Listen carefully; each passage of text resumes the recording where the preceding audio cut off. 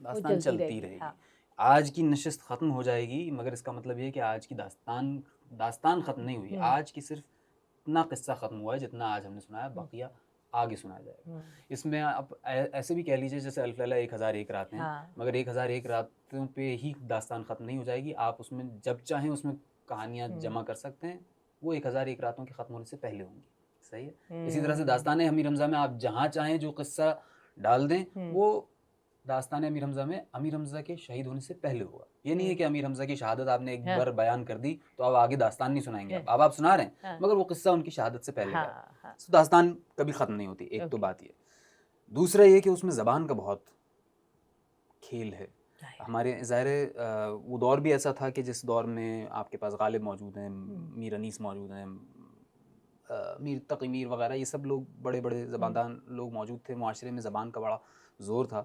تو جو داستان کا جملہ بھی لکھا جاتا ہے وہ نہایت کلاسیکی انداز کا جملہ ہے. وہ ایسے رینڈم نہیں ہے. یعنی کہ رینڈم بھی کچھ لوگوں نے لکھا، لیکن زیادہ اس بات کو سراہا گیا کہ جہاں پہ وہ چیز جو کہ آپ شعر میں اچھی زبان جس طرح سے شعر میں ڈھونڈتے ہیں، اسی طرح سے کسی حد تک داستان میں بھی اس کا نمونہ آپ کو ملتا ہے. پھر کچھ اس طرح کی باتیں ملتی ہیں کہ داستان گو جو بڑے داستان گو تھے ان کی مہارت ایک یہ ہوا کرتی تھی کہ وہ کہانی جتنا چاہیں کھینچ سکتے ہیں. کہانی رکی بھی رہے گی اور بڑھتی بھی رہے گی. اب یہ ایک عجیب و غریب بات ہے. رکی ایسے رہے گی کہ مثال کے طور پہ اب ایک یہ واقعہ ہے، واقعہ کہہ لیں، کہانی کہہ لیں، لیکن اس سے ایک بات واضح ہوتی ہے کہ یہ آرٹ ان داستان گو کے پاس، گویوں کے پاس تھا. وہ یہ کہ کہانی روکنے کا آرٹ. مثال کے طور پہ ایک نواب صاحب تھے، ان کا ایک داستان گو تھے دربار میں ان کے، وہ کہانی سناتے تھے ان کو روزانہ. اب ان کو چھٹی چاہیے تھی، ان کو اپنے گھر جانا تھا. تو چھٹی اس زمانے میں لینے، گھر جانے کے لیے کوئی 3 مہینے کا وقت لگتا تھا، پھر واپس آتے تھے آپ. تو انہوں نے کہا شاگرد کو کہ بھائی میں نے یہاں تک داستان کر دی ہے، شہزادہ جو ہے وہ شہزادی کے محل کی دہلیز پر آ گیا ہے، یا حجلہ عروسی کی دہلیز پر آ گیا ہے، آج اس کی سہاگرات ہے. صحیح ہے.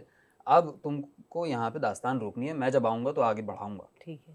تو اب وہاں سے وہ داستان گو جو ہے، ان کا شاگرد 3 مہینے تک وہاں پہ داستان روک کے رکھا. اب وہ روکنے کا طریقہ کیا ہے؟ اس میں کئی ساری چیزیں ہو سکتی ہیں.